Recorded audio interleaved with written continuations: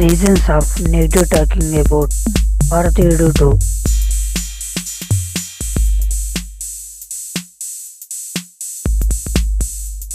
Movie start అయ్యాక ఒక emotional scene ఉండదు భయ్య.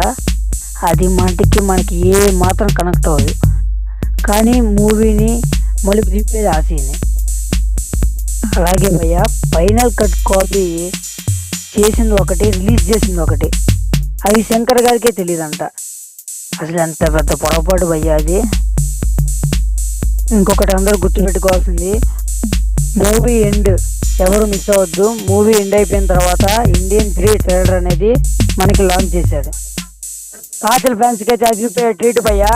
కాజల్ని చూస్తే ఏ సినిమా గుర్తుకొచ్చిందో కింద కామెంట్ బాక్స్లో కామెంట్ చేయండి. మూవీ మొత్తంలో కొన్ని సీన్స్ కమల్ హాసన్ గారి వాయిస్ మనకి వినిపించలేదు. ఎందుకంటే డబ్బింగ్ వాయిస్ అనేది మనకు కంప్లీట్గా అర్థమైపోద్ది. ఎందుకంటే కమల్ హాసన్ గారి వాయిస్ ఎలా ఉండిద్దో మనందరికీ తెలిసిందే. మనం రీసెంట్గానే కల్కి మూవీలో చూసాము, అలాగే విక్రమ్ మూవీలో చూసాము. మనకి కమల్ హాసన్ గారి వాయిస్ ఎలా మర్చిపోతాం.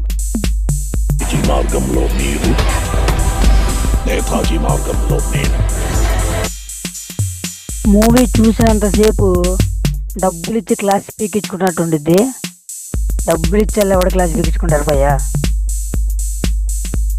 అపరిచితుడు, భారతీయుడు 1లో మనం ఫీల్ అయినవి భారతీయుడు 2లో చాలా మిస్ అవుతాం భయ్య.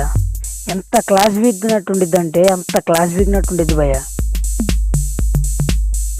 వీడియో నచ్చినట్టయితే లైక్ చేయండి, కామెంట్ చేయండి, షేర్ చేయండి. అలాగే సబ్స్క్రైబ్ చేసుకోండి, నోటిఫికేషన్ ఆన్లో పెట్టుకోండి.